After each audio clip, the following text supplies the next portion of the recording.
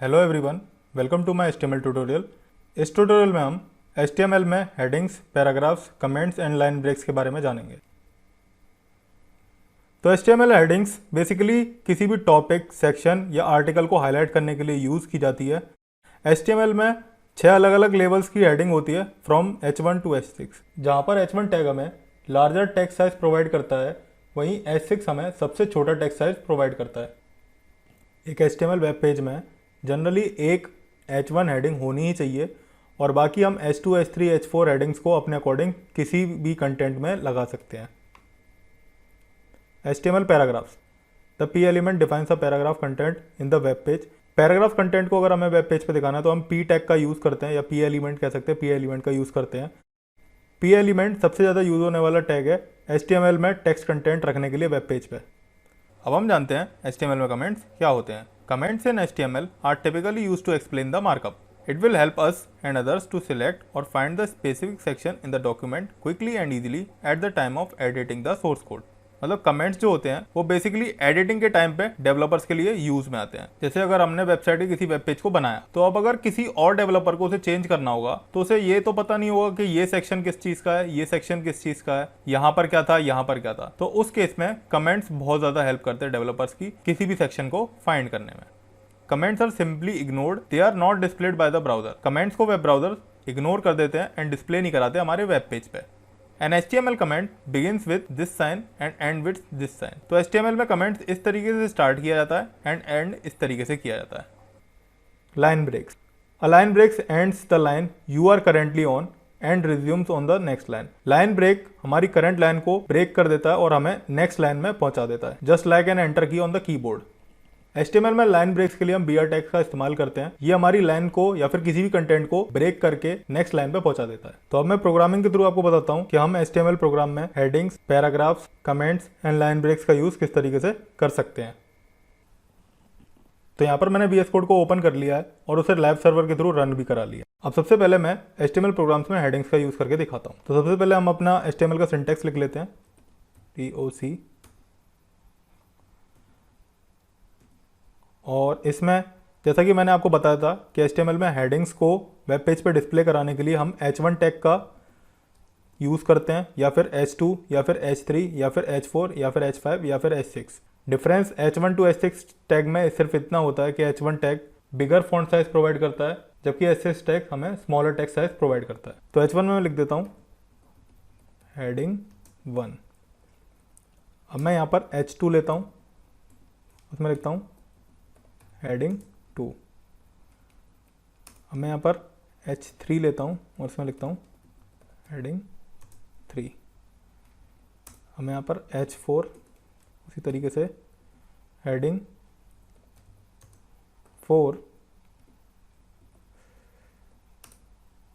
H5 5, H6 heading 6। मैं file को save कराता हूँ और इसे रन कराता हूँ। तो यहाँ पर देखिए H1, H2, H3, H4, H5, H6। H6 का हमारे पास सबसे छोटा फॉन्ट साइज है, वहीं पर H1 का हमारे पास सबसे बड़ा फॉन्ट साइज है। अब अगर मैं एक चीज़ और आपको बताता हूँ कि अगर हम H6 से ऊपर लेते हैं टैग को, H7 को,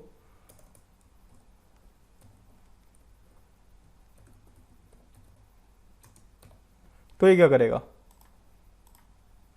तो ये हमको एक नॉर्मल टेक्स्ट रिटर्न कर देगा बिकॉज H7 नाम से कोई भी टैग HTML में नहीं होता है। इससे कोई भी एरर नहीं आएगा। HTML में एरर केसेस सिर्फ एक ही कंडीशन में आते हैं, जब अगर हम अपने वेब पेज पर इमेजेस का यूज़ कर रहे हैं और हम अपना पाथ गलत दे दें। अब हम अपने वेब पेज पर पैराग्राफ्स को कैसे डिस्प्ले करते हैं इसके बारे में मैं बताता हूँ।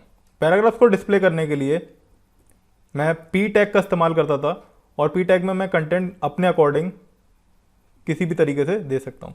अगर आपको नहीं पता कि मैं ये क्या लिख रहा हूँ, मैं lorem 100 ये क्या लिखा है, तो आप मेरी प्रीवियस ट्यूटोरियल को देख सकते हैं, उससे आपको समझ में आ जाएगा कि lorem 100 और lorem ये 500 और lorem है क्या चीज़, क्योंकि वहाँ पर मैंने सारा कुछ एक्सप्लेन किया हुआ है। तो अगर मैंने lorem 500 लिख दिया तो मेरे पास 500 वर्ड्स आ जाएंगे एक पैराग्राफ में। ये देखिए, तो ये जस्ट लाइक पैराग्राफ की तरह वर्क कर रहा है वेब पेज पे। अब हमारा जो नेक्स्ट टॉपिक था वो था कमेंट्स। अगर हमें कमेंट्स दिखाने हैं HTML5 में तो हम किस तरीके से दिखाते हैं, तो उसी तरीके उसके लिए मैं h1 टैग ले लेता हूँ।